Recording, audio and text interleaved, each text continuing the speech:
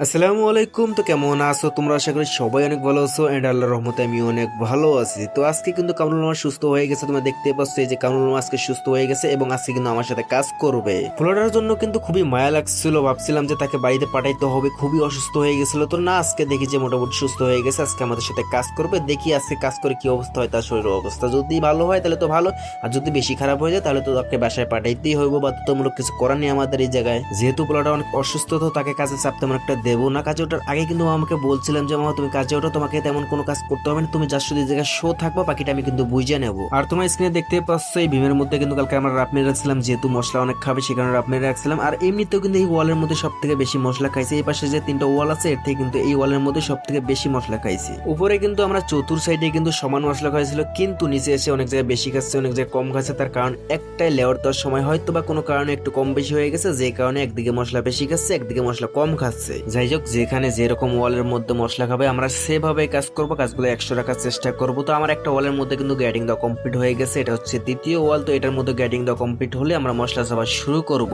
আর মশলা কিন্তু তৈরি করে ফেলছে অনেক আগে, মশলা কিন্তু এখন নিতেছে মাছার মধ্যে। আমার কামরুল মামা কিন্তু মাছার মধ্যে নিতেছে বর্তমান মশলা, এবং আমাদের সিনিয়র হেল্পার কিন্তু ক্যামেরাম্যান। তার কারণ হচ্ছে যে কামরুল মামাকে তেমন চাপ দেবো না, তিনি কিন্তু মশলা টসলা মানে যা শো থাকবে বাকিটা কিন্তু আমি বুঝে নিব। আমি ভিডিওতে শুরুতেই কিন্তু বইলে দিচ্ছি। তো এখন কিন্তু আমি ওয়ালের মধ্যে পাট্টা মারতেছি, এটা কিন্তু ফার্স্ট ওয়াল, এবং এই মাছার কাজগুলা কিন্তু অনেক হাইট হয়ে গেছে, তোমরা দেখতে পাচ্ছ প্রায় 7 ফিট হবে। 7 ফিট হয়তো বা একটু কম বেশি হবে, কিন্তু প্রায় 7 ফিট কিন্তু হাইট হবে। ভাই কাজ করতে অনেক সমস্যা হচ্ছে, আমি ঠিক মতন হাতেও পাচ্ছি না, বাল্টি দিয়ে তারপর হচ্ছে যে ফিনিশিং দিচ্ছি, এবং তারপর হচ্ছে যে ফোম ফুলে জোর মারতে আসছে উপরের জয়েন্টটা। যেহেতু কামরুল মামাকে তেমন একটা চাপ দেবো না, চাপটা নেব আমি, সেই কারণে মাঝখানে কিন্তু ভিডিও করিনি। ভিডিও করতে গেলে কিন্তু সময় অপচয় হয়ে যাবে, আমি সময় অপচয় করতে চাই নাই। তো সেই কারণে আমি চাপ নিয়ে কাজটা উড়াধরা করছি, এবং আমাদের এই মাছের কাজ কিন্তু কমপ্লিট হয়ে গেছে। যেহেতু মাছের কাজ কমপ্লিট হয়ে গেছে, তো মাছের মধ্যে যে টিনগুলো ছিল সেগুলো কিন্তু উপরে দিয়ে দিছি, এবং মাছা ভাঙা কিন্তু আমরা অলরেডি শুরু করে দিয়েছি। তো এখন কিন্তু আমরা মাছা দেবো নিচে, তো চাইলে 2-3টা কিন্তু তুলে ফেলছি। তো এখন আমরা নিচে যাবো, এরপর হচ্ছে নিচে মাছা দেবো।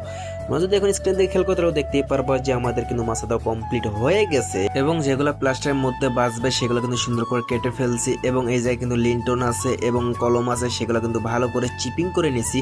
এবং এই জায়গায় কিন্তু মশলা রাপ মারছি, তার কারণ হচ্ছে এই জায়গায় মশলা অনেক বেশি খাবে, এটা গাঁথনি কিন্তু বের হয়ে এসেছে, এবং লিন্টনটা একটু মানে কাইট হয়ে গেছে উপরে, সেই কারণে আমরা রাপ মেরে রাখলাম যাতে কালকে কাজ করতে আমাদের কোনো সমস্যা না হয়। এতদিন যেহেতু ছাদের উপরে মশলা তৈরি করছি, তো কাল থেকে কিন্তু ছাদের নিচে মশলা তৈরি করতে হবে, যে কারণে হেল্পারকে বলছে যে সমস্ত যন্ত্র 3 তলায় নিয়ে রাখো, কালকে কিন্তু এই জায়গায় মশলা তৈরি করতে হবে আমাদেরকে। উপরে যে বালুগুলো তুলে রাখছিলাম আমরা, সমস্ত বালু কিন্তু শেষ হয়ে গেছে, যে কারণে আজকে আমরা সবাই নিচে চলে আসছি। মোটামুটি 1-2 দিনের বালু তুলে রাখবো এবং সিমেন্টও তুলে রাখবো আমরা। আজকে কাজ শেষ করে রুমে এসে কিন্তু আমাদের বেডটা আজকে একটু আপডেট করে নিচ্ছি। তো এতদিন তো ছিলাম টাইসের উপরে পাটি বিছিয়েছিলাম, এবং তার উপরে কিছু কার্টুন বিছিয়ে কিন্তু ঘুমাইছিলাম, যে কারণে অনেক ঠান্ডা লাগছিল। তো আমরা সবাই চিন্তা করছি যে আমাদের কিছু একটা তো ব্যবস্থা করতে হবে, এত ঠান্ডা খেলে তো আমাদের জীবন চলবে না। এত বড় যে টাইলস গুলো আনে তার কিন্তু কাঠের কিছু বক্স রয়ে যায়, সেটা কিন্তু আমাদের সাইডে ফেলে রেখে যায়। তো সেই বক্স গুলো এনেই কিন্তু আমরা সবাই বেড তৈরি করছি।